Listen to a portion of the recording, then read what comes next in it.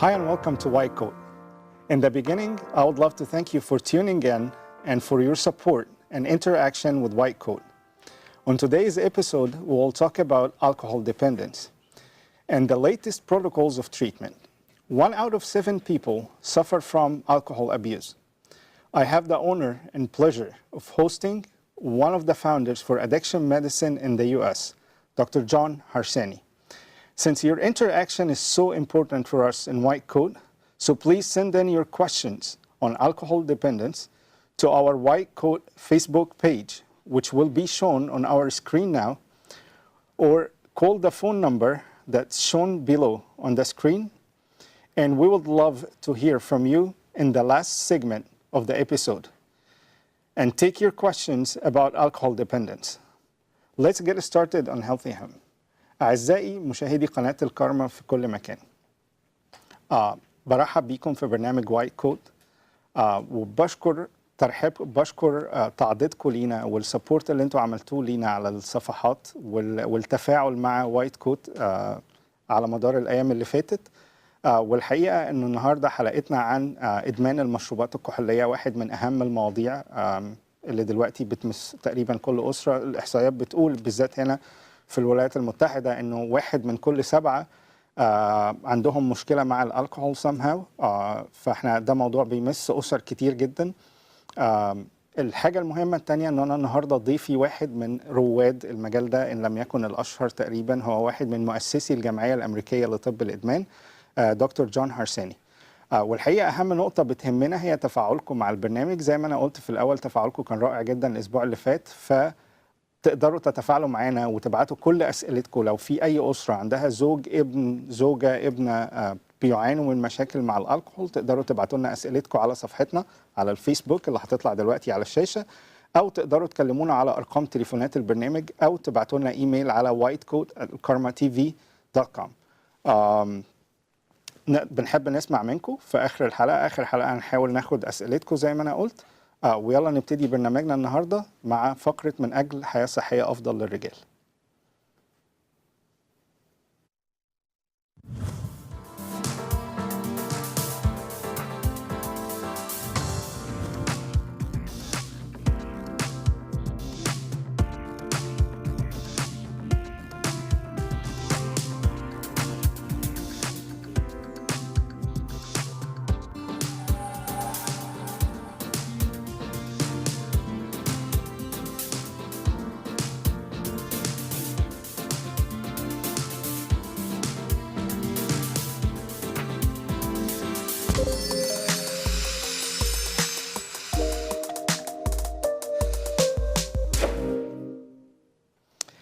Our tip for Healthy Him today is just 2 words: quit smoking.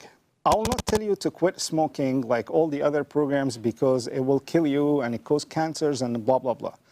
Because obviously it will kill you. I want to do it from the opposite direction and let you know what happens to your body when you quit smoking. Actually, in the first 20 minutes after your last cigarette, your heart rate will begin to drop back toward a normal level. Then within 2 hours, without a cigarette, your blood pressure will be close to normal levels again. And your blood circulation, especially the peripheral blood circulation, will also start to improve. The tips of your fingers and your toes may start to feel warm again. Number 3, within 12 hours after you stop smoking, your carbon monoxide level will go down. In turn, the amount of oxygen in your blood will increase to normal levels. Within the first 24 hours, the risk of heart attacks goes down, and the risk of heart attacks usually in a smoker is about 70% higher than normal than non-smokers. However, just after 1 full day after quitting smoking, your risk of heart attacks will already begin to reduce and decline. After 48 hours of quitting smoking, you will feel improvement in your smell and taste, because your nerve endings will start to regrow and your ability to smell and taste will improve. Within 2 to 3 weeks, when you will be able to exercise and perform your daily activities with ease, and your blood circulation and the heart function and the liver function will improve significantly during that time.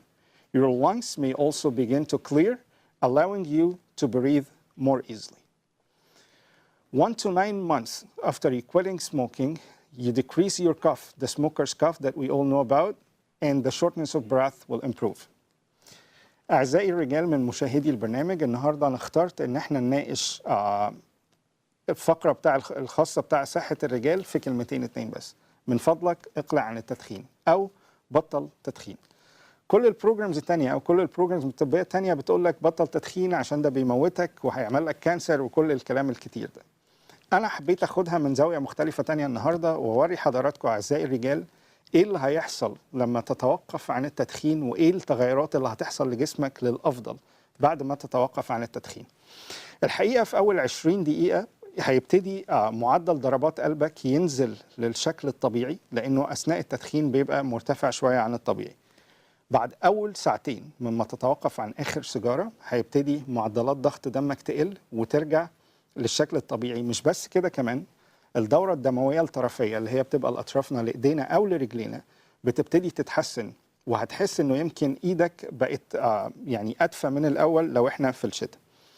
بعد 12 ساعة من إقلاعك عن آخر سيجارة بيبتدي معدلات أول أكسيد الكربون في دمك تقل، وبالتالي نسبة الأكسجين تتحسن، لأنه في دمنا الهيموجلوبين أو الناقل للحاجات دي يا إما بيشيل كربون مونوكسيد يا بيشيل أكسجين. لما بتدخن بتملى كل الهيموجلوبين بتاعك بأول أكسيد الكربون، وبالتالي نسبة الأكسجين في جسمك بتقل تماما وبتبتدي تأثر على وظائفك. بعد أول 24 ساعة الحقيقة في الطبيعي جدا إن كل المدخنين نسبة تعرضهم لأزمات قلبية بتبقى 70% أكتر من الغير مدخنين. النسبة دي بتقل تماما بعد أول 24 ساعة عن توقفك على التدخين، واللايبيليتي بتاعتك إن أنت يجيلك إصابات بأمراض القلب أو بالذات بالأزمات القلبية بتبتدي تقل تماما. بعد 48 ساعة، ودي نقطة مهمة جدا وكل المدخنين بيلاحظوها، بعد 48 ساعة من آخر سيجارة هتقرر إن أنت تتوقف تماما، هتبتدي حاسة الشم وحاسة التذوق عندك ترجع. ليه؟ لأنه الدخان اللي طالع من السجاير في الوقت ده بيعمل إريتيشن كبير جدا لكل الأعصاب الطرفية اللي موجودة سواء في مناخيرك أو في مستقبلات التذوق اللي موجودة في بقك. وبالتالي لما الأعصاب الطرفية دي تبتدي تنمو بعد ما حضرتك تتوقف عن التدخين ب 48 ساعة هتبتدي تنمو، وحاسة التذوق وحاسة الشم بالنسبة لك ترجع زي ما هي. بعد 2 ل3 من التوقف عن التدخين هتقدر تمارس حياتك الطبيعية بشكل أفضل، نفسك هيرجع أفضل من الأول بكتير، وتقدر تطلع لبيتك بشكل أسهل بكتير، وتقدر تمارس حياتك اليومية بشكل أفضل. أهم نقطة إنه بعد شهر ل9 شهور كلنا عارفين إنه أي مدخن في البيت عندنا بنسمع له كحة مميزة بنسميها كحة المدخن، تبقى كحة مميزة جدا. الحقيقة إنه الكحة دي هتبتدي تختفي تماما من شهر ل9 شهور بعد ما حضرتك تتوقف عن التدخين. وبالتالي كرشة النفس أو ضيق النفس اللي بيجي لك ده كمان هيتوقف من شهر ل9 شهور وصحتك هتتحسن. فمن فضلكم فقرتنا النهاردة كانت كلمتين اتنين بس، ولكننا ناقشناها من منظور مختلف: اقلعوا عن التدخين. دلوقتي هنروح للفقرة اللي جاية من أجل صحة أفضل للسيدات.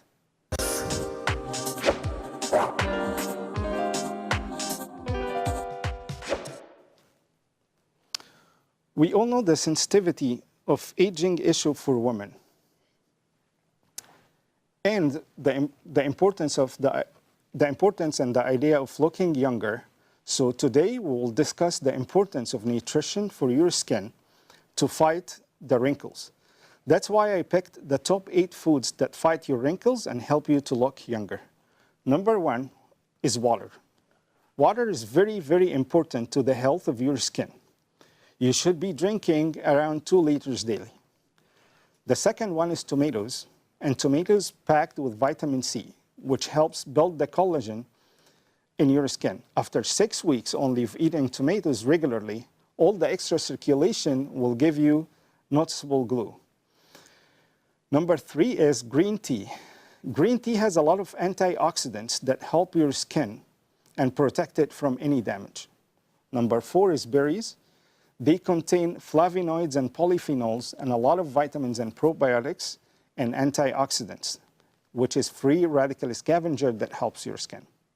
Number 5 is yogurt, and yogurt has concentrated probiotics, which is very, very useful for your skin. Number 6, which is very, very important, avocado. Avocado has a glutathione, which is incredibly anti-aging and very helpful in fighting wrinkles and even helps with acne. Number 7 is honey. And honey has very high amount and concentrated amount of antioxidants, and it can be used as a part of face mask too. Number 8, and the last one, is fish. And fish, they have omega-3 acids. And omega-3 fatty acids, it's the best fats for your skin and for the health of your skin. أعزائي مشاهدات وايت كوت. الحقيقة أنا عارف أهمية موضوع إن إحنا بالنسبة للسيدات إن هم يبانوا في صحة أفضل، يقللوا كمية التجاعيد لنضارة بشرتهم، وبالتالي يبقوا يحاولوا يظهروا بشكل أصغر من سنهم. ما تزعلوش بس هي دي الحقيقة. فالحقيقة النهاردة أنا اخترت إيه أهم 8 وجبات تقدر تساعدنا إن إحنا نكافح التجاعيد اللي بتظهر في وشنا دي، وبالتالي نظهر بشكل أفضل وبشكل أصغر كمان. الحقيقة أول حاجة هي المية، والمية مهمة جدا جدا لصحة ونضارة بشرتك، والمفروض تشربي يوميا حوالي 2 لتر مية نقول. الحاجة التانية هي الطماطم، والطماطم من الأكلات المهمة جدا لصحة بشرتك لأنها بتحتوي على فيتامين سي، وفيتامين سي ده بيساعد على الصحة بتاع الجلد بتاعك، وفي نفس الوقت بيبني مادة الكولاجين اللي بيتكون منها جلدك، فبيساعدك على ان انت تكافحي كل التجاعيد اللي بتظهر فيه. الحاجة الثالثة هو الشاي الأخضر، والشاي الأخضر مهم جدا جدا لصحة ونضارة بشرتك لأنه بيحتوي على مجموعة من مضادات الأكسدة اللي بتساعد جلدك انه بيظهر بشكل أفضل ومن غير تجاعيد. الحاجة الرابعة هو التوت والفراولة. الحقيقة ان التوت والفراولة بيحتووا على 4-5 مواد مهمين جدا لصحة الجلد، هي الفلافينويدز والبوليفينولز ومجموعة كبيرة جدا من الفيتامينات والبروبايوتكس بلس الانتي اوكسيدنتس كمان. كل ده بيساعد الجلد بتاع حضرتك انه يظهر بشكل افضل، وكمان تقدري تقاومي اشعة الشمس اللي هي بتبقى ضارة جدا على صحة جلدك. الحاجة الخامسة ودي سهلة جدا وموجودة في بيوتنا كلها، الزبادي. الزبادي فيه مجموعة من البروبايوتكس، البروبايوتكس دي بتساعد الجلد بتاعنا انه ينمو بشكل افضل ومن غير تجاعيد. الحاجة السادسة والمهمة جدا جدا جدا الافوكادو. والحقيقة انه الافوكادو العلماء لقوا فيه مادة اسمها الجلوتاثيون. الجلوتاثيون دي بتساعد جلدنا كله، وبتساعد انها تبني الجلد، مش بس انها تبنيه ولكن بتساعده انه يكافح اشعة الشمس الضارة وتأثيرها الضار على جلدنا. الحاجة السابعة ودي حضراتكم كلكم اكيد عارفينها هو العسل. العسل الأبيض النقي بيحتوي على مجموعة كبيرة جدا من مضادات الأكسدة اللي بتساعدنا وبتساعد جلدنا إن هو يظهر بصحة أفضل، وكمان كتير من حضراتكم في البيوت بتستخدموه كفيس ماسك أو ماسك على الوش. الحاجة الأخيرة هي الأسماك، والأسماك بتحتوي على نوع من أنواع الفاتي أسيدز اسمه الأوميجا 3، أكيد حضراتكم سمعتوا عنه. الأوميجا 3 ده بيساعد إن احنا نبني الجلد، مش بس الجلد والطبقة اللي تحت الجلد كمان، بشكل صحي جدا، وبالتالي جلدنا يظهر بشكل افضل وتظهروا اصغر من تظهروا بطريقه افضل وتظهروا اصغر من السن كمان اللي موجود. هنروح للفقره اللي وراها وهي من اجل صحه افضل لاطفالنا.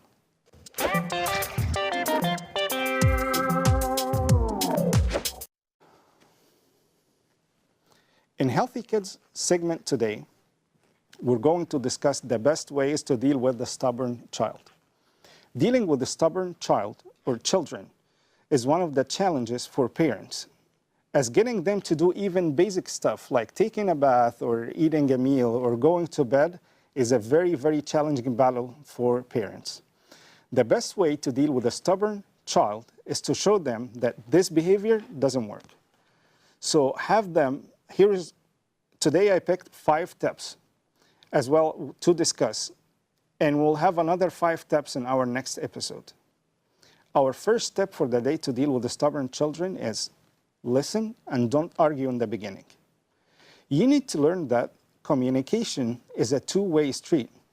If you want your stubborn children to listen to you, you have to be willing to listen to them first. Number 2 is connect with them and don't force them, and always give them options. And instead of telling them to go to bed, ask them if they want to read like a bed story A or B. So always give them options. Number 3 is stay calm, because yelling at a stubborn, screaming kid will turn an ordinary conversation between a parent and a child into a shouting match. Your child might take your response as an invitation for him to verbal debate. This will only make things worse. Number 4, which is very important, respect them and seek cooperation, and don't insist on adherence to directives. Empathize to them and never dismiss their feelings or ideas, and lead by example. Number 5 tip, which is very important too, is you need to work with your stubborn or strong-willed kid, because strong-willed children are highly sensitive to how you treat them. So please be watchful to the tone, your body language, and the vocabulary you use. Use statements like, let's do this. How about if we did this? And instead of, I want you to do this. Use fun activities with your kids to do something. For example, if you want your stubborn kid to put his toys away, start doing it yourself. Lead by example. And ask him or her to be your special helper. That would be very beneficial. You could also time the activity and the challenge with your kid to put the toys away faster than you can. There is a sneaky trick that mostly works. The most important thing is try to work with your kid. أعزائي المشاهدين، النهاردة اخترت موضوع بيمس كل بيت تقريبا. إزاي تتعامل مع طفلك العنيد؟ والحقيقة إنه ده بقى يعني تحدي لكل أسرة موجودة دلوقتي، إن أنت تخلي طفلك يعمل البيزك، الحاجات الأساسية جدا في اليوم، زي إنه ياخد شاور أو ياكل أكلة أو يروح السرير، أو الحاجات دي بقت قصة متعبة جدا، بقى فيها تحدي كبير جدا. والحقيقة في 10 نقط نقدر نتعامل بيهم مع أطفالنا، بالذات الطفل العنيد منهم. أنا اخترت النهاردة إن احنا نناقش 5، وهنناقش 5 الحلقة الجاية. أول 5 نقط إن أنت دايما تتعلم إن أنت تسمع بالنسبة له، وما تحاولش تدخل معاه في مناقشة من البداية. لأنه بيزيكلي أنت بتحاول تعلم طفلك العنيد إن هو يحاول يسمع لك، فأنت زي ما احنا قلنا تحاول إن أنت تبقى قدوة ليه، وتحاول تسمع له أنت الأول لحد الآخر، وبعدين تحاول تقنعه. الحاجة التانية إن أنت دايما ما تحاولش إن أنت تجبرهم على إن هم يعملوا حاجة، ولكن دايما اديهم اختيارات. وهدي لحضراتكم مثال بسيط جدا. إذا أنت عايز ابنك يروح يدخل السرير دلوقتي لأن ميعاد نومه جه عشان المدرسة بكرة، في طريقة إن أنت تقول له أنت هتدخل السرير دلوقتي أو ميعاد نومك جه ولازم تنام. في الحالة دي الطفل عنده قرون استشعار قوية جدا، سواء للغة اللي أنت بتستخدمها أو للغة الجسد بتاعتك أو المفردات اللي أنت بتستخدمها معاه. فأي نوع من إن أنت تبقى أجريسيف هو هيلقط ده. فبدل ما تقول له ادخل سريرك دلوقتي، قول له تحب احكي لك مثلا الحكايه دي ولا الحكايه دي، عشان دي حكايه قبل النوم اللي هي ميعاد نومك جه. فانت بتدي له دايما اختيارات. الحاجه الثالثه المهمه جدا ان انت قدر الامكان نحتفظ بهدوءنا، لانه مع الطفل العنيد هو بيبقى متعصب جدا، فانت بتحاول تقول له ان انت ما تعملش ده، بس لو انت اتعصبت فانت بتدي له مسج ان ده اوكي ان هو يعمل كده. فقدر الامكان تحاول تحتفظ بهدوءك جدا وانت بتتعامل مع طفلك. انا عارف انه ده صعب جدا، بس الحقيقه نحاول نعمله.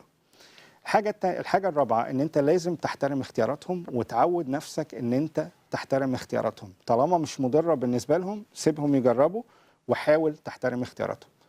ونقطه مهمه كمان ان انت تقود بالمثال. يعني لو انت عايز طفلك يعمل حاجه، ابتدي بنفسك الاول واعملها. زي ما انا كنت بتكلم شويه مع في فقرة الصحة للرجال عن إنه لو أنت مش عايز ابنك يدخن، ابتدي بنفسك وتبطل تدخين. النقطة الأخيرة والمهمة جدا بالنسبة لي إن أنت دايما، الأطفال عندهم طاقة كبيرة جدا، فإحنا هنحاول نستغل الطاقة دي ونشغلها لصالح اللي أنا عايز أعمله. فمثلا لو ابنك موقع كل لعبه على الأرض وأنت عايزه يلمها من على الأرض يحطها مثلا في المكان بتاعها، ما تقولوش لم دي حالا وحطها في المكان بتاعها، لأنه ده شكل أجريسيف شوية من التعامل. ولكن ممكن تقول له أنا عايز البطل بتاعي اللي هيساعدني ويعمل لي ده، وتتدخله في تحدي. أو تقول له أنا عايز أشوف أنا هدخل اللعب دي ولمها أسرع ولا أنت. دايما تحطه في كومبيتيشن والتحدي. هتلاقي طفلك استجاب للموضوع ده جدا وابتدى يساعدك ويحط لعبه تاني مكانها. مهم جدا جدا إن احنا نعرف إزاي نتعامل مع أطفالنا، وبالذات الطفل العنيد منهم، ونحاول نكسبه دايما في صفنا عشان ما نطلعوش على الكلام ده. دلوقتي زي ما أنا قلت هنبتدي الفقرة الرئيسية في برنامجنا، إدمان المشروبات الكحولية. ابعتوا لنا كل أسئلتكم على صفحتنا على الفيسبوك لو حد عنده أي استفسار أو أسئلة أو بيعاني من الموضوع ده أو حد من أسرته بيعاني من الموضوع ده، أو كلمونا في الفقرة الأخيرة وهتظهر أرقام التليفونات دلوقتي، هنستناكم.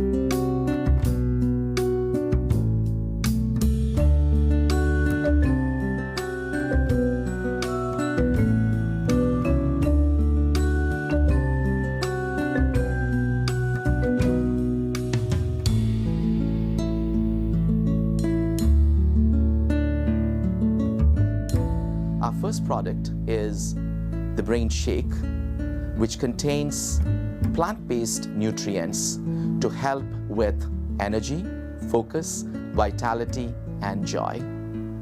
Our second product is turmeric, which is an Indian spice with anti-inflammatory and brain optimization properties.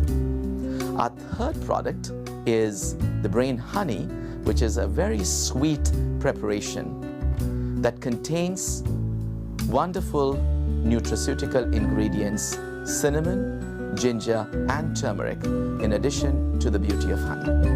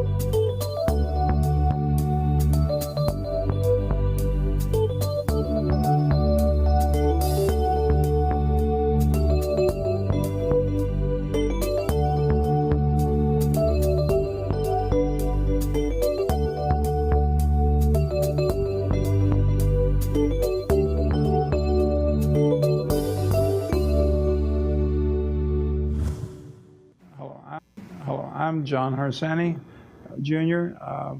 I'm a medical doctor practicing in the town of Hemet, California. I graduated from the University of Alabama School of Medicine 1968 with a degree in medicine. I did an internship in the Gorgas Hospital in the Panama Canal Zone. And in my third year of internal medicine residency, I went back and completed it at University Hospital in Mobile, Alabama, and have moved to Hemet, California in '72. and been in practice here during this time. My degree was in internal medicine, or my expertise in internal medicine for many years, but through my own recovery, I developed a passion for the field of addiction medicine. I was one of the first members of the diversion program for the state of California, and was able to go through their rehabilitation program for impaired professionals. I successfully completed it over the years, and one of my mentors told me the only way you're really going to stay sober and abstinent is to help other people. So I began a transition from internal medicine to addiction medicine. And I have been in the field of addiction medicine now for almost 37 years. I have been the medical director for the Riverside County Substance Use Disorder Division, the University Services, for over 37 years with them through their growth. I am a addiction medicine consultant to the California Board of Registered Nursing, the Intervention Division. I teach addiction medicine at Matt and Mar at the University of California School of Medicine at Riverside, Division of Neuroscience and Psychiatry. This is our third year of a formal medical school branching out. I'm a palliative medicine specialist also with pain and end-of-life comfort care for individuals.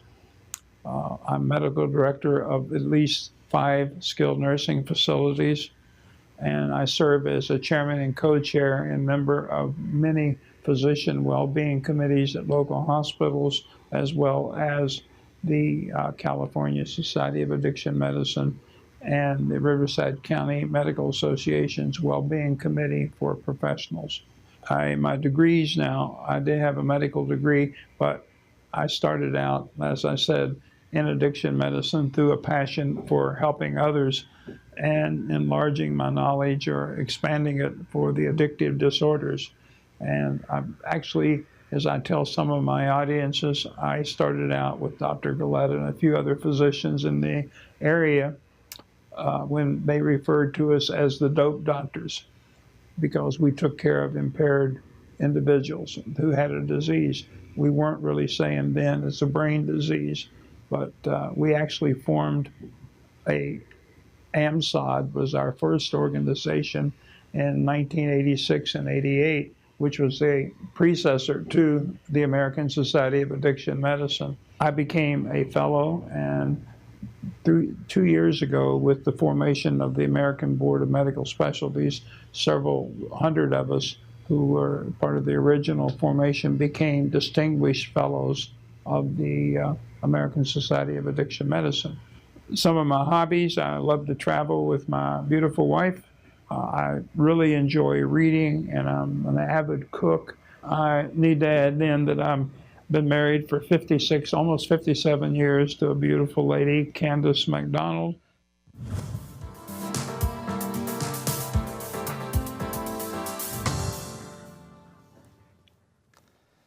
أعزائنا المشاهدين، كتير مننا بيعانوا من مشكلة الإدمان المشروبات الكحولية أو التعود عليها أو استخدامها بشكل أكتر من الطبيعي. الحقيقة ده عنوان حلقتنا النهاردة. بيشرفنا أن يكون معنا واحد من أشهر وهو رائد طب الإدمان هنا في الولايات المتحدة الأمريكية. أنا هنبتدي المحادثة معاه ولكن هقدمه الأول.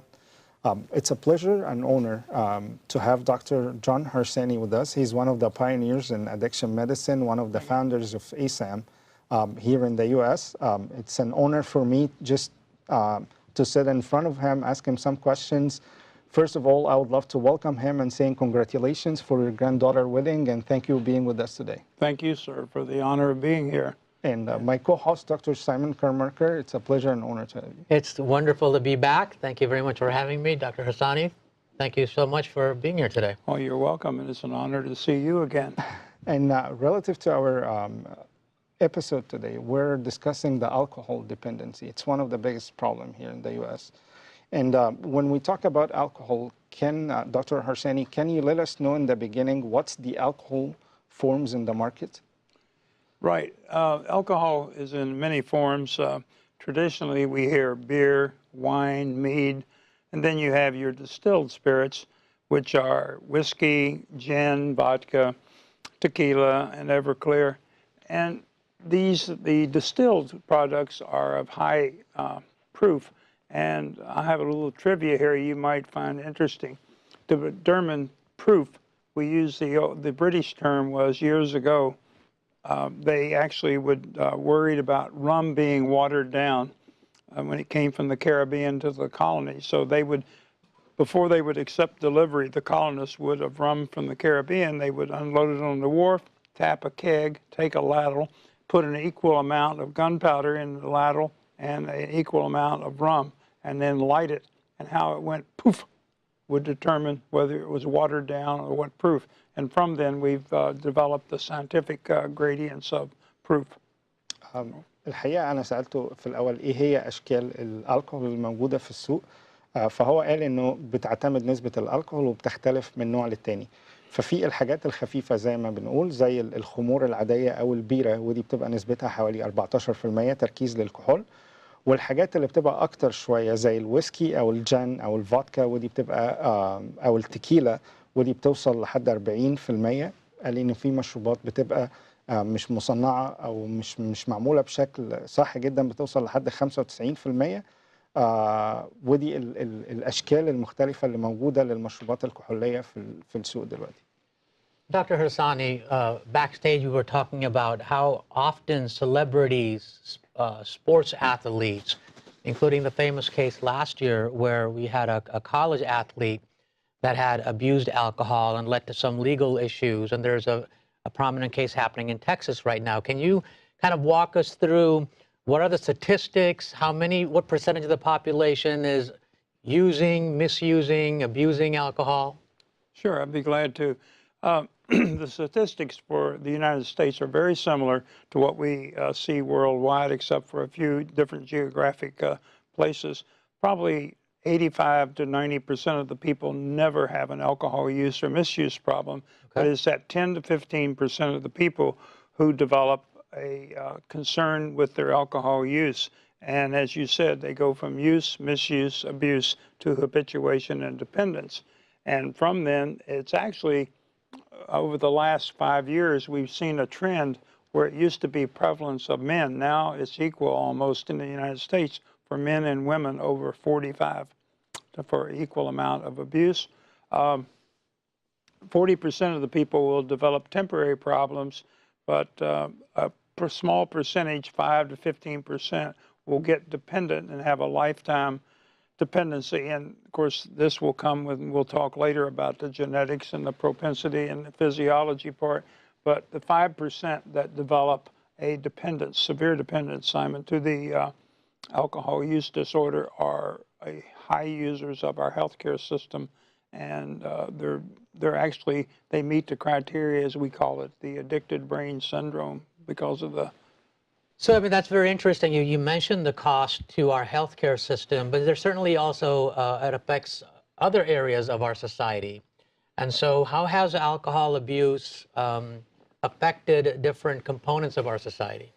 Well, we see it. The economy, the impact in the economy. The economy is, especially we have over, some of the data is 300 billion plus a year alcohol use and misuse impacts. And of that, almost 75 million alone is just direct medical costs. And as some of the data here, the data that we're giving you today, I hope you understand, is in constant flux. We have 22,000 deaths, it says here, and 2 million injuries every year. This is for the United States of 2 years ago.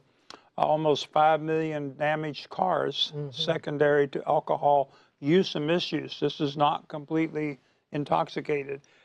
Then the most important thing is, Dr. Tamer asked, is the healthcare cost. We see 90% of our liver disease, 72% of pancreatitis, 41% of people with seizures, and especially breast cancer. And I might add here, as we had talked earlier, women postmenopausal who are, and this is a direct, it is actually a documented co-occurrence, is women on estrogen replacement therapy after postmenopausal and having a almost borderline dependence on alcohol use disorder run 13 to 15% higher for developing cancer of the breast. That's wonderful. That's a very important point, and I'll let translate. And and I just may want to add, when you asked the health, in answer to your earlier question, we need to really bring that up. Industry is continually trying to recruit people for the use of alcohol. Most of us are old enough to remember the Miller High Life commercial of years ago, where it said, it's Miller time, you worked hard all day, you deserve it. We have data from 5 years ago where the Miller High Life commercial actually recruited over 7 million alcohol use disorders. There's been a petition in Europe, the European market, especially in Germany, to take cobalt out of the beer because they use cobalt to make it foam. And cobalt creates a myocardiopathy syndrome, and they couldn't understand why so many people in Germany were developing heart failure. We're going to let Dr. Tamer translate some of the details that you and I have been discussing. الحقيقة السؤال كان عن الإحصائيات اللي موجودة دلوقتي عن إدمان المشروبات الكحولية. الإجابة كانت تقريبا 10 ل 15% ليهم علاقة بإساءة استخدام المشروبات الكحولية بشكل عام، من 85 ل 90% تقريبا ما بيشربوش. مهم جدا ان احنا كمان نعرف انه بالذات في ادمان المشروبات الكحولية حوالي 70% من الرجال، 60% من السيدات. زي ما انا قلت، 1 من كل 6 او من كل 7 عندهم مشكلة مع استخدام الكحول بشكل عام. ودكتور سايمون سأله بعد كده عن المشاكل اللي بنعاني منها بالأرقام، سواء كانت صحية أو اقتصادية. فقالوا تقريبا مشكلة زي إدمان المشروبات الكحولية ليها drawbacks على الاقتصاد هنا في أمريكا حوالي 300 بليون دولار، يعني تقريبا 300 مليار دولار. 71 مليار منهم بشكل مباشر والباقي بشكل غير مباشر. رقم كان يخض جدا، فكرة ان انا اسمع انه 22 ألف حالة بتموت تقريبا كل سنة من الكحول.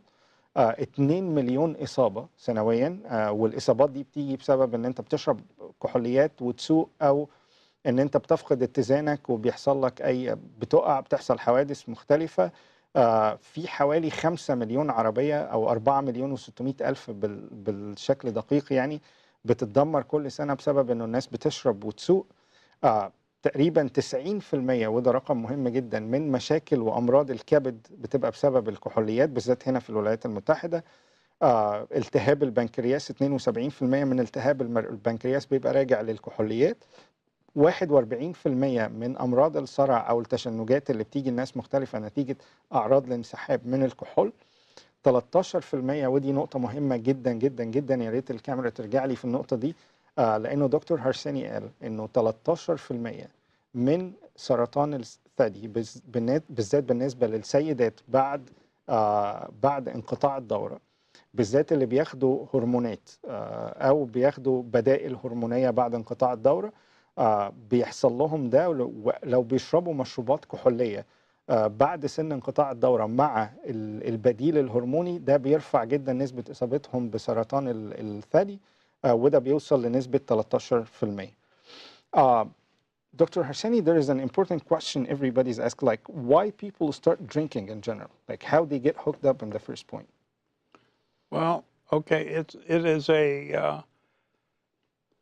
alcohol is a substance that is universally available, and it's in the families we have that, and alcohol is usually available around, and people begin to drink alcohol as a social lubricant, and from there they begin to misuse it, and they abuse it, then they get habituated, they get dependent, and part of it is one day they wake up and realize that the substance has them and they're not able to make any decisions. But we see so many people, especially in the college age, and I'll go back to what Dr. Simon said. There's an 18-year-old Baylor student here 2 weeks ago that was a fraternity. He wanted to gain the acceptance of his peers. And quite often we see young college students who will start to drink or use substance to gain acceptance. He was in a fraternity hazing type thing where they were drinking, and he drank continuously, and apparently according to his mother, he had never drank prior to this. And he went through the hazing thing to where he passed out, and they left him on a couch. And the next morning they found him unconscious with a blood alcohol over 450. And now there's legal things to go against the fraternity and everybody for involuntary manslaughter. So things like that do happen. But why do people drink? Mainly to deal with sometimes stress. We see that quite often. The positive reinforcing effects of alcohol is, as any of us had experience with alcohol, you take a drink, there's that immediate surge of the dopamine in our brains, just like when you have a puff on a cigarette, where you get a feeling of pleasure over you.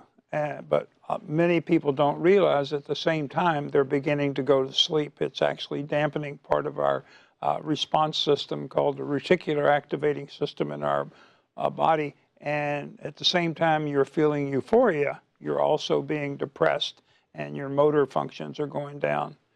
And if we have the slides for the brain. Oh yeah, and okay, yes I do.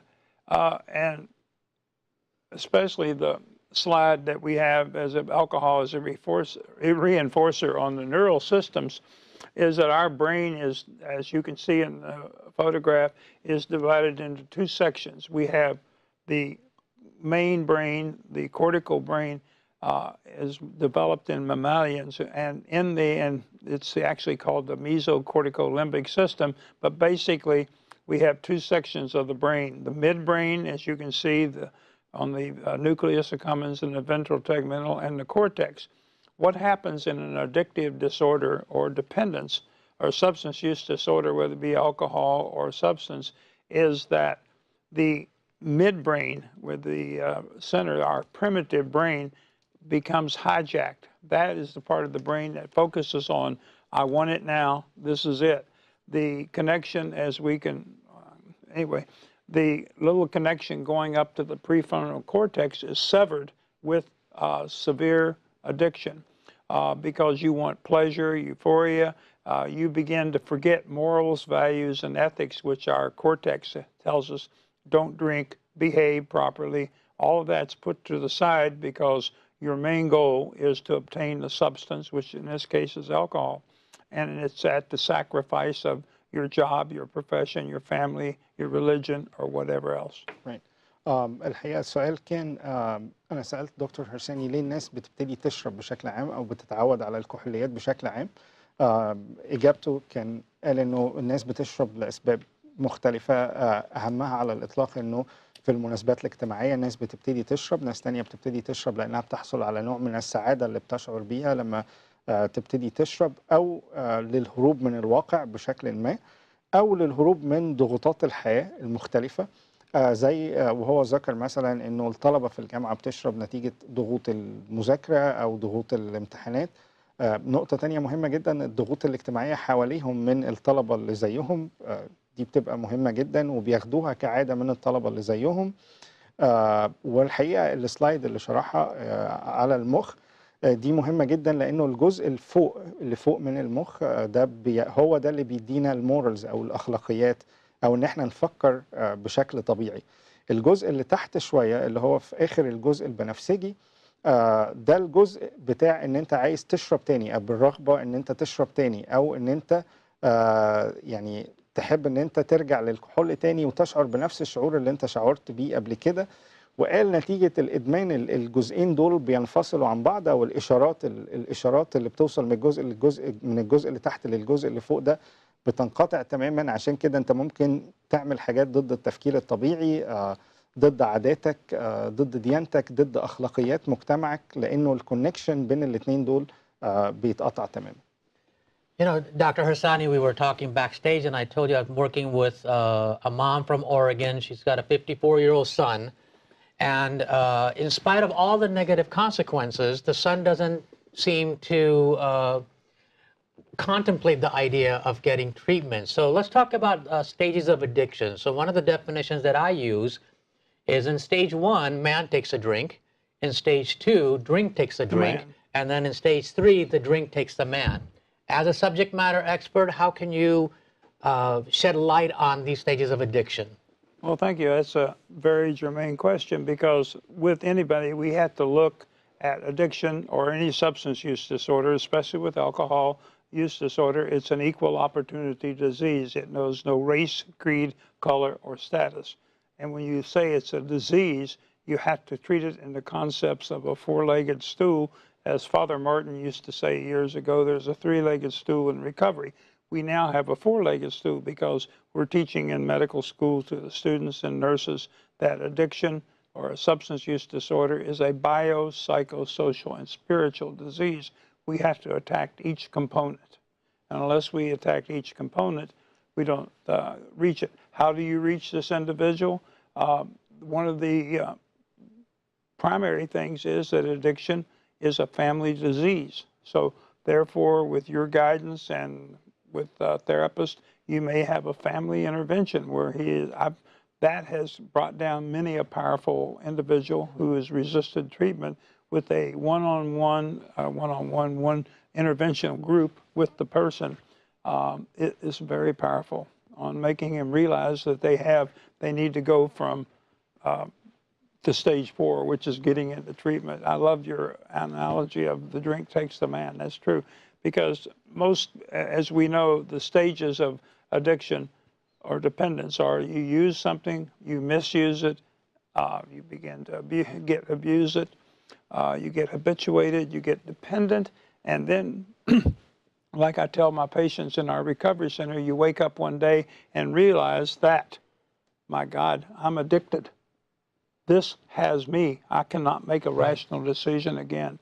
And it's very demeaning internally and self-ego for people to realize that they have no control over their craving. And that's how the ASAM, we've coined the phrase, the addicted brain syndrome or the hijacked brain syndrome. Your brain, you're no longer in control of what you're doing. And that's the goal of treatment. And that's where he needs to realize that people care. And it is a disease, not an affliction. Too many people do emphasize popularly that addiction is a moral failing, people are spineless, and they made bad choices. No, the choices are made because of the hijacked midbrain. Right, absolutely. الحقيقة السؤال كان إيه هي مراحل إدمان المشروبات الكحولية؟ والحقيقة إنه في 4 مراحل لإدمان المشروبات الكحولية بشكل عام.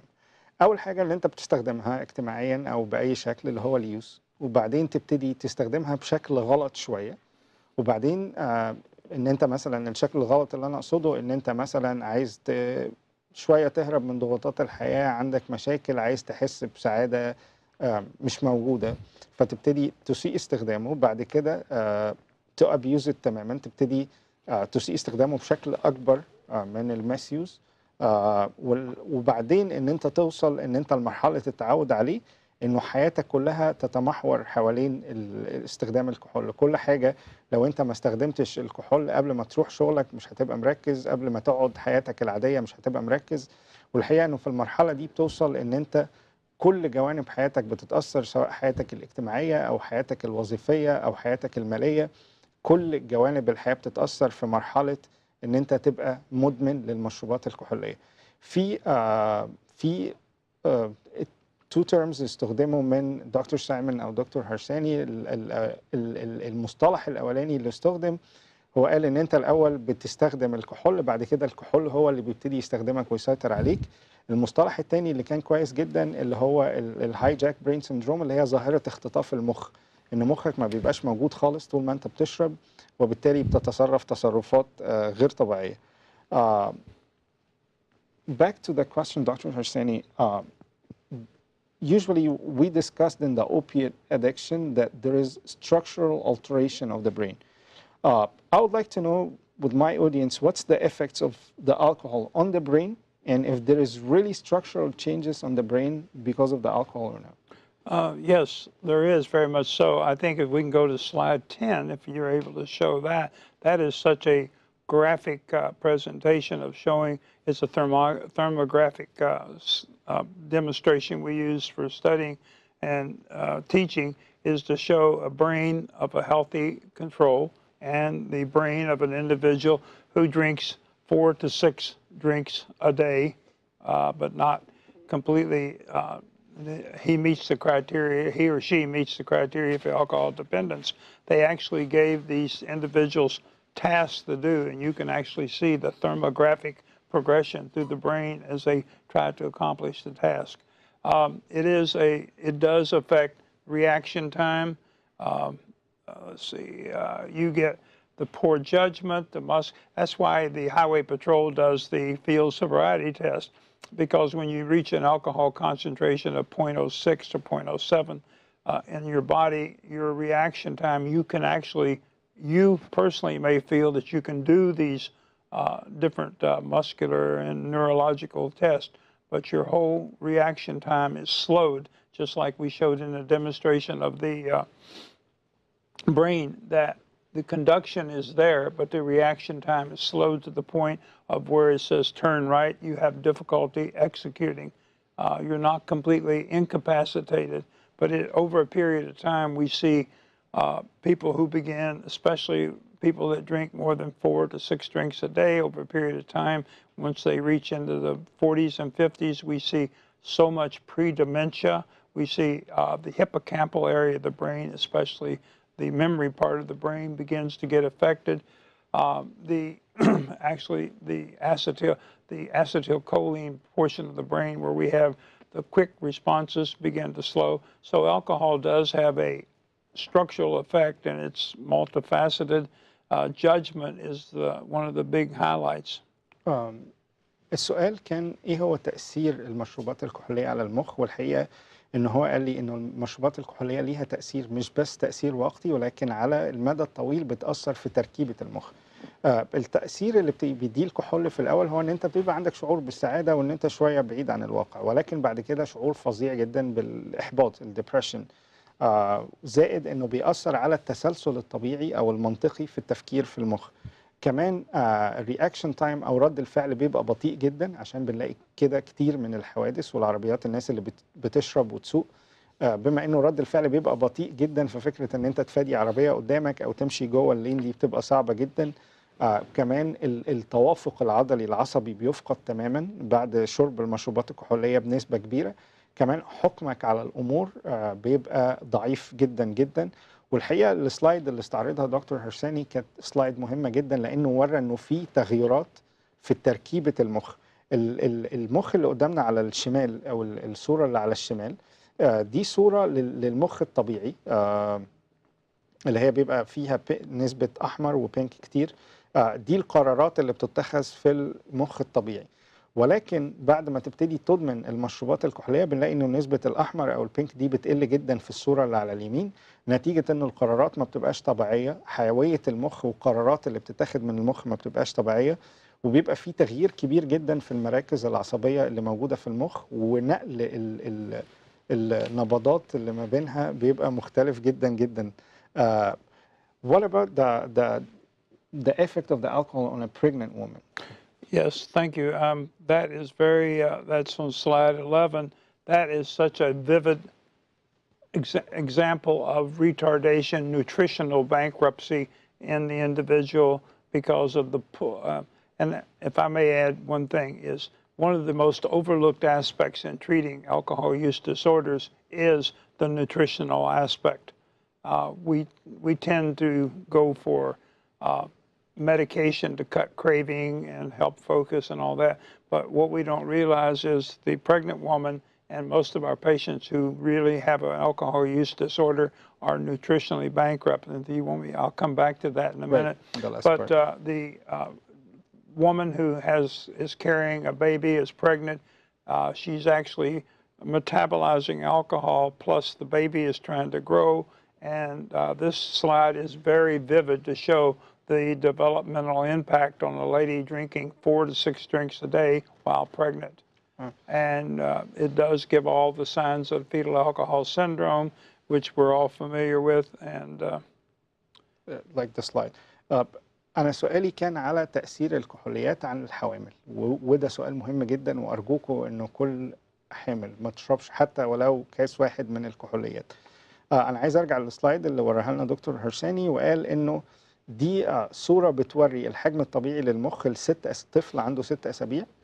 اللي على الشمال ده مخه مكتمل تماما، وده الأم ما كانتش بتشرب أي مشروبات كحولية. اللي على اليمين وده يوري الفرق الفظيع وتأثير المخ وحتى حجمه ونموه، والناقلات المواد الكيميائية والعصبية اللي فيه بتتأثر ازاي، حتى حجمه. اللي على اليمين ده نفس المخ لطفل عنده 6 أسابيع في نفس السن، ولكن أمه كانت بتتعاطى الكحول أثناء فترة الحمل. وشايفين الفرق الرهيب بين الاثنين وعدم اكتمال نمو المخ للأم اللي عندها اللي كانت بتشرب مشروبات كحولية أثناء الحمل. الحقيقة دلوقتي هنطلع فاصل، we'll have a break. هنطلع فاصل ونرجع لحضراتكم تاني عشان نكمل باقي فقرات حلقتنا، ومستنيين أسئلتكم.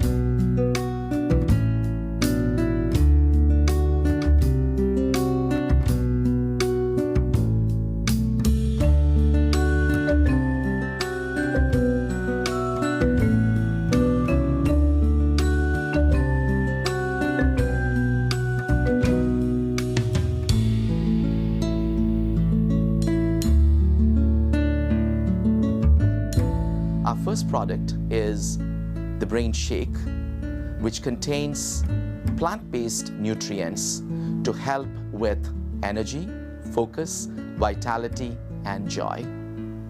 Our second product is turmeric, which is an Indian spice with anti-inflammatory and brain optimization properties.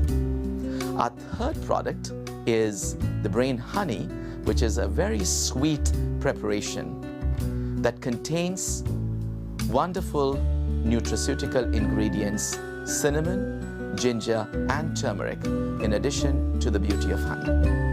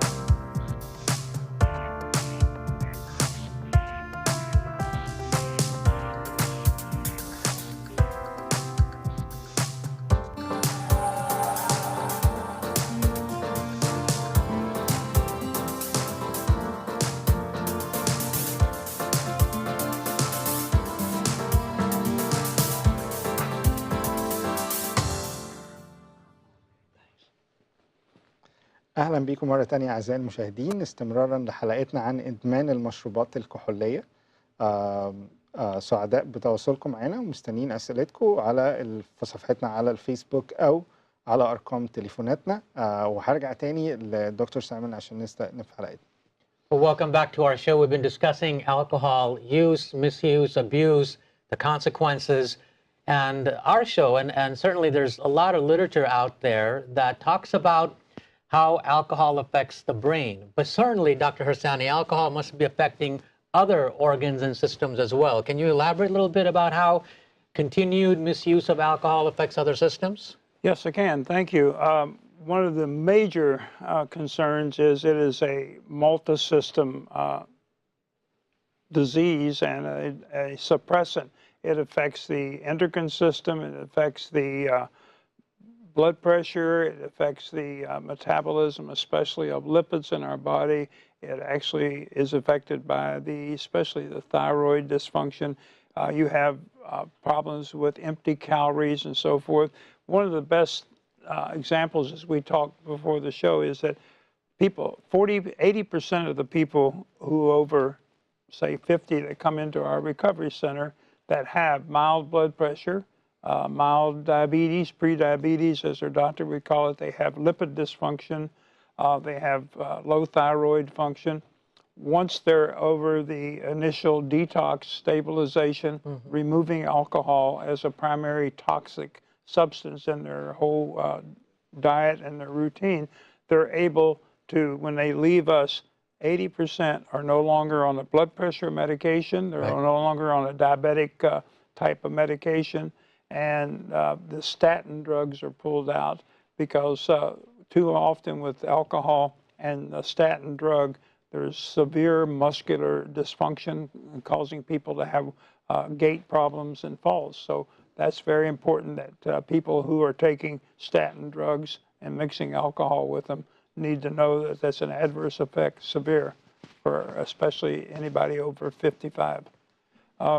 There's the alcohol poisoning has been brought up, and as I said, the young 18-year-old that had no ability to metabolize it. But what I wanted to mention also is one of the unforgotten treatment modalities is, as I told you backstage, both of you, the good news in recovery stands for nutrition, education, wisdom, and spirituality. But the nutrition too often is forgotten. Every patient that comes into our center, I tell them they have a metabolic type of hepatitis based on they are a metabolic wreck. They've used all of their stored vitamins and nutritions and different types of sugars in their body have been burned up by the metabolism of alcohol.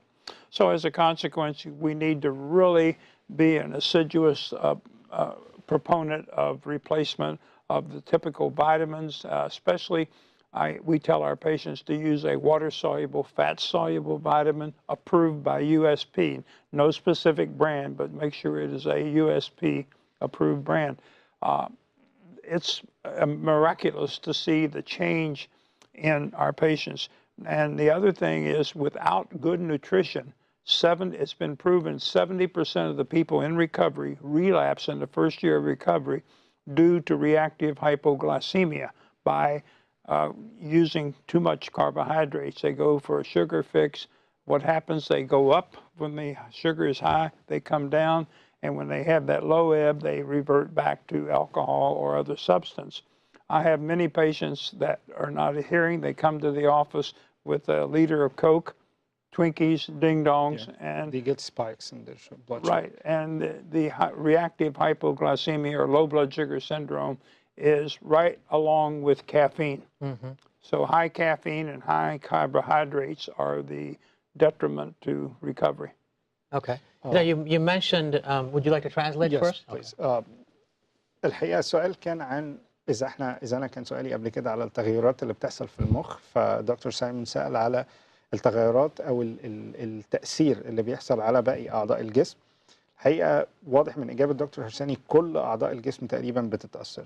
أول حاجة بيحصل قرح في الجهاز الهضمي بشكل عام، ومن أهم النقط إنه بيعمل مشاكل كبيرة جدا في الكبد، أمراض الكبد كلها، سواء أنه بيعمل دهون على الكبد، بيعمل يعني الكبد بيفقد التركيبة بتاعته، التليف الكامل، بيحصل تليف كامل في الكبد، بيحصل مشاكل في الأوعية الدموية كبيرة جدا، لأنها بتتسد نتيجة تراكم الدهون اللي بتحصل نتيجة الشرب. طبعا السلوك الغير طبيعي اللي بيحصل بعد تناول المشروبات الكحولية، وبتبقى يعني مش في وعيك زي ما بنقول، فبتحصل سلوكيات مش صح. طبعا حوادث، نسبة كبيرة جدا جدا من زيادة الوزن نتيجة السعرات الحرارية الموجودة في المشروبات الكحولية بشكل عام. ارتفاع ضغط الدم، ارتفاع كبير جدا نتيجة السعرات الموجودة وتراكم الدهون في الأوعية الدموية.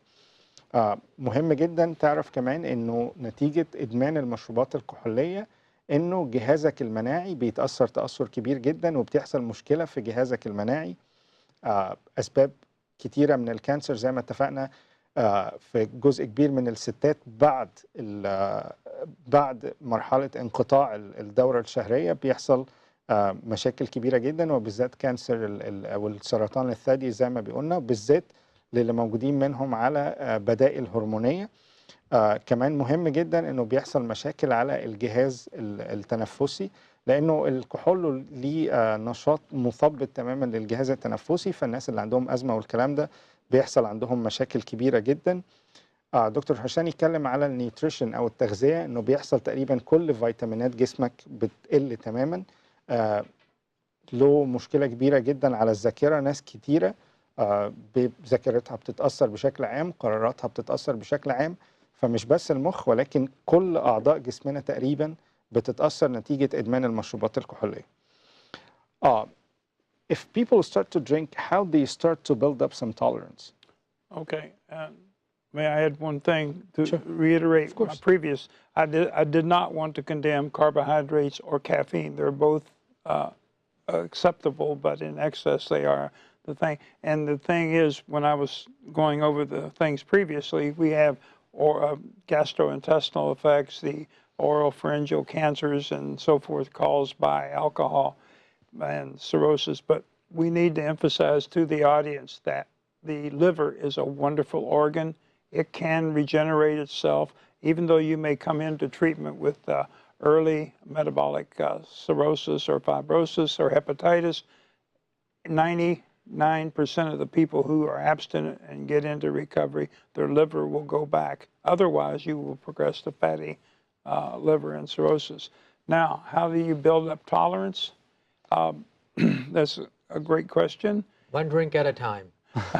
And that's a good way. And as some people have said, their first encounter with alcohol was love at first sight. Other people have told me that their first encounter with alcohol was complete repulsion, but because they were in a peer-oriented situation or social situation, they accepted it, and the second drink was not all that bad. And you actually get the euphoria, as we said earlier. You get a stimulus. It's a socially acceptable lubricant, and as a consequence, people use it to deal with psychosocial concerns. We see quite a bit of mix of benzodiazepines. We've heard of the tranquilizers, Ativan, Xanax, and so forth, but they are nothing more, as we discussed earlier, than solid booze. And so it's very important to warn our patients not to mix any form of sleeping medication, especially the Ambien products, like similar to that, with alcohol, because it can be a fatal mix. And cross tolerance is the hallmark of the addictive disorder. We use, especially in a recovery center, we use benzodiazepines to detox from alcohol, or vice versa. We use sedative drugs. Tolerance is something that we build up over a period of time, and it leads to withdrawal and use and misuse of other substances. السؤال كان عن ازاي الناس بتقدر توصل انها تشرب كمية كبيرة بعد فتره، او ازاي انها بتبني قدره جسمها انها تستوعب كميه المشروبات الكحوليه دي. فهو قال لي انه بعد فتره بيبتدي الكبد بتاعنا يفرز نوع معين من الانزيمات اللي بتقدر تتعامل مع الكحول في جسمنا، ولكن بعد فتره الكبد بيفشل تماما في ده.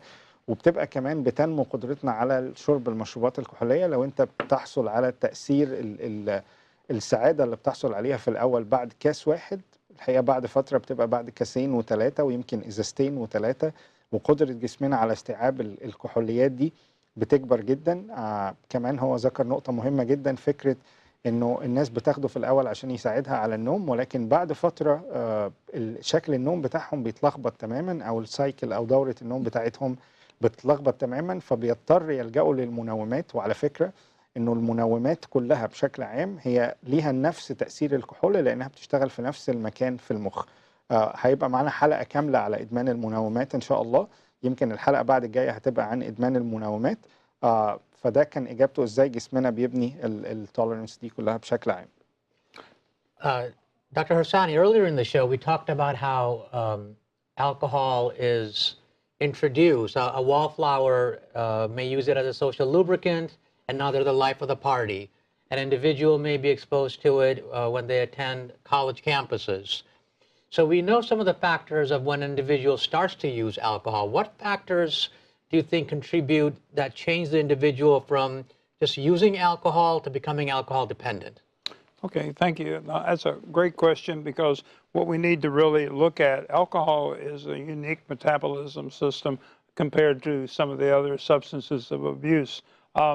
Basically, a lot of it is metabolized in the GI system and the liver itself also. But basically, we got to look at genetic-wise, the propensity there, the tolerance of what other drugs they're taking. And one thing that we mentioned, genetics, is a complete different field. We're actually, as we were talking pre-show, there is actually 7 different genetic studies going on to put markers on an individual.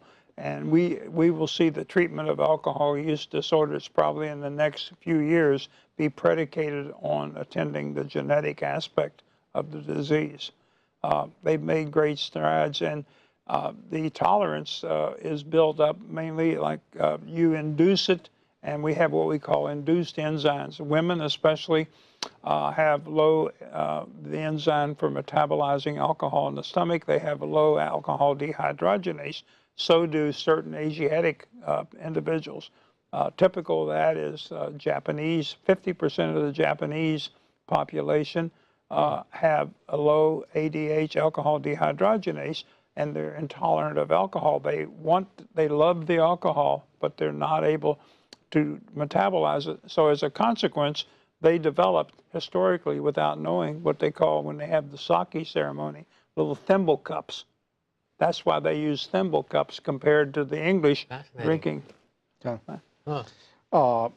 السؤال كان عن ايه هي العوامل اللي بتتسبب في ادمان الكحوليات بشكل عام.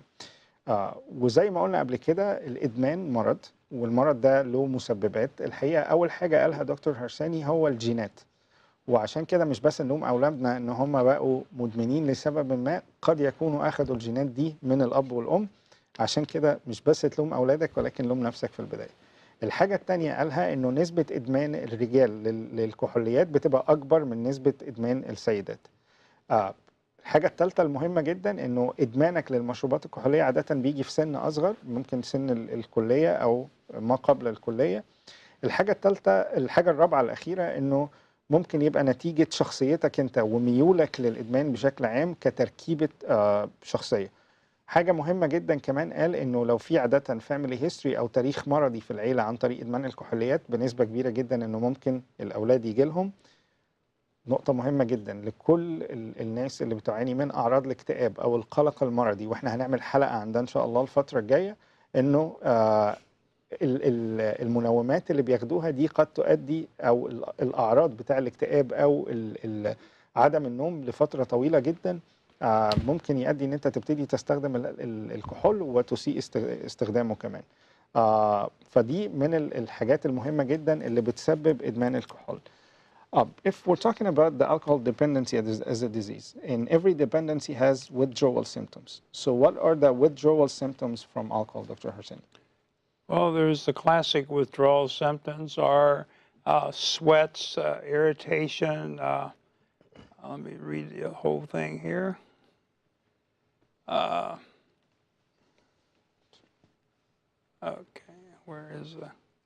Thought we had the slide there with delirium tremens. Delirium tremens and the classic signs, craving. And can it come up to seizures sometimes? Seizures. And the main thing is, I don't think we have that showing here, but alcohol withdrawal is a craving where people begin to get irritability, blood pressure fluctuations, sweating. They get a lot of the homeostatic mechanisms of the body, the anger, irritability, all of this begins to show. So they're only one drink away from relief, and that's where the Bloody Mary came in, or a anxiolytic pill or something. And what this shows is that you do have a severe dependence, and I tell my patients when you're at that point, it's time to get into some structured treatment because you're heading down the road to really a debilitating disease. Alcohol withdrawal is, as you said, Korsakoff-Wernicke type syndrome. We can develop into all of those different ones. Mainly when you have confabulation, I see that quite often on our consults in the hospital, and we're able to institute a miracle drug, which is out here on the street or anywhere you can buy over the counter, called thiamine. Thiamine 100 milligrams intramuscular is like penicillin is to an infected beta strep throat. It can immediately stop the confabulation of a withdrawal syndrome and get the patient semi-stabilized, and we give them medical treatment. سؤالي دكتور هرساني كان عن أعراض الانسحاب. بما أنه أنت مدمن فكل نوع من الإدمان ليه أعراض مختلفة من الانسحاب من الجسم. أعراض انسحاب الكحول من الجسم تبتدي إن أنت يحصل رعشة في إيديك، بتبتدي تحس إنه إيديك بدأت تبقى تريمولس شوية، تبتدي تعرق بشكل كبير جدا، تبتدي عندك نوع من القلق وده بينعكس على تصرفاتك بشكل كبير جدا. بيبتدي كمان يحصل هلاوس لو أنت تعرضت لكمية كبيرة جدا من الألكول أكتر من اللي أنت متعود إن أنت تتعرض لها. بيبتدي يحصل صداع شديد جدا وقت أعراض الانسحاب. بيبتدي يحصل غممان نفس وترجيع شديد جدا. بعض الناس بتفضل ترجع لحد ما تقريبا البلعوم بتاعها ينفجر من قوة الترجيع اللي بيحصل. لو أعراض الانسحاب دي فضلت مكملة معانا في جسمنا قد تأتي بنوبات صرع شديدة جدا أو تشنجات زي ما بنقول بالعربي. زي ما أنا قلت الهلاوس ممكن تبقى مصحوبة بحرارة عالية جدا، بس لما توصل لدرجة التشنجات أو الصرع الكبير ده لازم الناس في الحالة دي تروح المستشفى على طول، أو هنا لو هم في أمريكا لو في أي حد ابتدى يجيله السيجرز دي تكلم 911 على طول. مهم جدا إن أنت تسأل مساعدة لو أنت وصلت للمرحلة دي. وغير كده المفروض إن أول ما أعراض الانسحاب بتبتدي تيجي إن أنت تسأل تطلب المساعدة. هنطلع دلوقتي الفاصل ونرجع مع حضراتكم لآخر فقرة برنامجنا النهارده.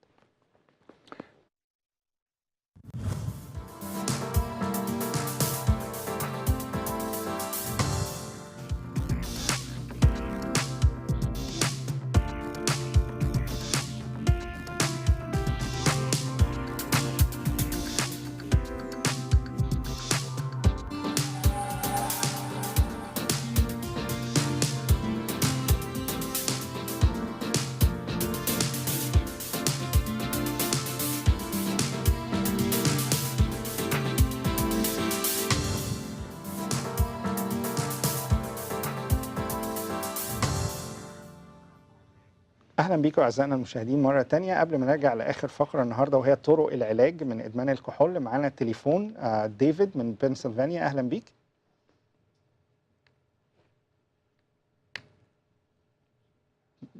معانا التليفون.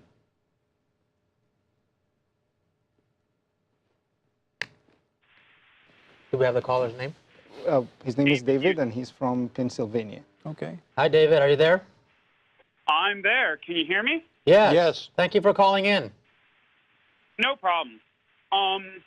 I'm currently in school right now. I'm hoping to get a medical degree in neurology and psychology. So this has been a topic of great interest to me, and I have a few questions. Sure. Okay. Go ahead. Okay. I guess my first question is, what are the success rates? Like, I agree with you that alcoholism is a terrible disease. It destroys people, it destroys their families, and it destroys their communities. But what are the most successful ways to deal with this after we already have those people? And if those ways are a little bit uncomfortable for us, shouldn't we still, like, support them? Dr. Harsany? Okay, thank you. That's a great question. I can give you some good data. And from our own studies in our clinics, we have data to show when we approach the alcohol use disorder as a four-pronged disease, a biopsychosocial, spiritual, and incorporate the family and get the patient into either medication-assisted treatment or medication-assisted recovery using medications to help them cut the craving for alcohol so they can focus on behavioral changes. As we were talking before the show, too many people in America want a pill to take care of things. And I have a easel in my lecture room. It says, medication changes physiology, but new behavior will change lives. So with our treatment paradigm and some of our structured clinics with dedicated patients, we're running 70 to 82% at 18 months of sobriety. Now, you contrast that with the American Diabetes Association that came out last year with all the new oral insulins, the oral medications, the different forms of insulins. That's type 2 diabetes. They're only able to achieve 52% at 18 months. Wow. Okay, and does that kind of answer what you... It gets close, but the reason I brought this up is, Sure. Are you familiar with MAPS, Multidisciplinary Association for Psychedelic Research? Mm-hmm. They're a group that has been looking into chemicals that have had really bad reputations, most of them justified. But now that we are starting to look into medical research, one of the things that really struck out to me is ibogaine is a chemical they use in Australia and Canada and Mexico to deal with alcoholism, and it proves that afterwards you get no side effects from withdrawal. We'll get this answered in the last question, which is the treatment for alcohol. Thank you so much, David, for contacting us. Thank you, sir. The last question, Dr. Harsany, as we have alcohol dependence problem, what is the treatment, like all aspects of treatment that we can use to treat alcohol dependence? I mean, clearly we've identified that alcoholism is a multifactorial disease. Mm-hmm. So what are the optimal treatment options to treat a disease that is multifactorial? Well, the new approach and what we've done to reassess our treatment paradigm of addictive disorders is to look at the disease as a multifactorial. You have behavioral therapy, you have social services, you have medical services, you have pharmacological adjuncts. But what we've failed in the past to do is to blend them together. And we now call the use of medication-assisted treatment with behavioral treatment, we call it blended therapy. Okay. Mm-hmm. And we have a routine that you don't get medication unless you undergo behavioral modification. And that includes family counseling, individual counseling. And as one of my old mentors used to say, when you get the brain to stop thinking and get them into treatment, then you need to do DWD. And he called it dealing with the demons within us. Right. And you need people skilled to help you deal with them, because most of the people who use, misuse, and abuse substance are due to the... And Dr. Harsany, when we talk about medication, what's our options? Can we tell our Okay, you have medication options. You have anti-craving medications. You have medications that will block certain receptors in the brain that will cut the craving. Typical one is we don't use that much anymore, is Antabuse, which is an aversive type of medication. If you take a drink, it will cause a chemical reaction with sort of adverse outcomes. So it's not number one, but we now use some of the other pharmacological treatments that block certain receptors. Okay, and we use naltrexone, which is a drug that hits the mu receptors in the brain, which you take a drink, you don't get the pleasure effect, but you got to have behavior modification with it. I'm using also now some off-label products like Zofran for the anti-nausea drug is good, Topamax, an anti-seizure medication. We have probably 7 to 10 other medications that we're using off-label.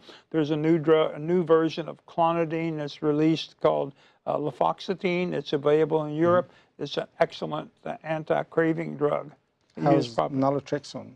Naltrexone is the oral. It comes in oral or injectable. Oral, you take it each day, but injectable, it's for a month. But it will block the receptors in the brain that give you pleasure from a drink.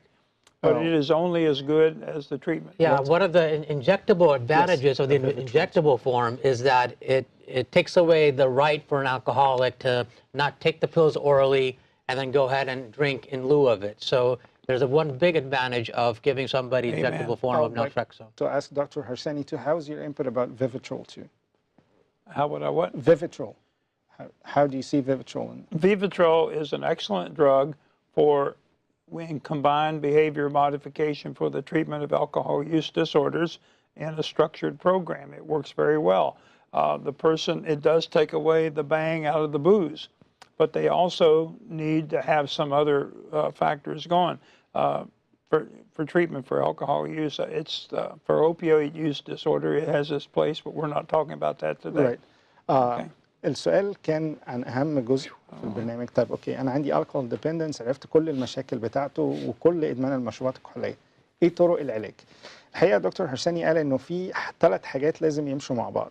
العلاج بالأدوية، وهو ذكر أدوية كتير جدا، قال إن إحنا لازم نتعامل مع ضغط الدم المرتفع زي الكلونيدين، لازم نتعامل مع الكريفنجز إن أنت عايز ترجع تستخدم تاني، وده له طريقتين، إن إحنا نقفل الريسبتورز اللي موجوده في مخك اللي بتخليك تحاول تشرب تاني عن طريق دراج زي النالوتريكسون، او النوع الثاني اسمه انابيوز. ده لو انت استخدمته وشربت الكحول هتبقى هيحصل لك كل اعراض الانسحاب اللي بتحصل بشكل خطير جدا. الحاجه الثالثه انه في دواء جديد موجود في السوق دلوقتي، هو عباره عن حقنه بتقعد لمده 4 أسابيع، وهو النالوتريكسون بس طويل المفعول شويه. ده بيقضي على فكره ان انت تحاول تستخدم تاني. حاجه مهمه جدا، قال العلاج النفسي في مجموعات، في جروبس، ده مهم جدا.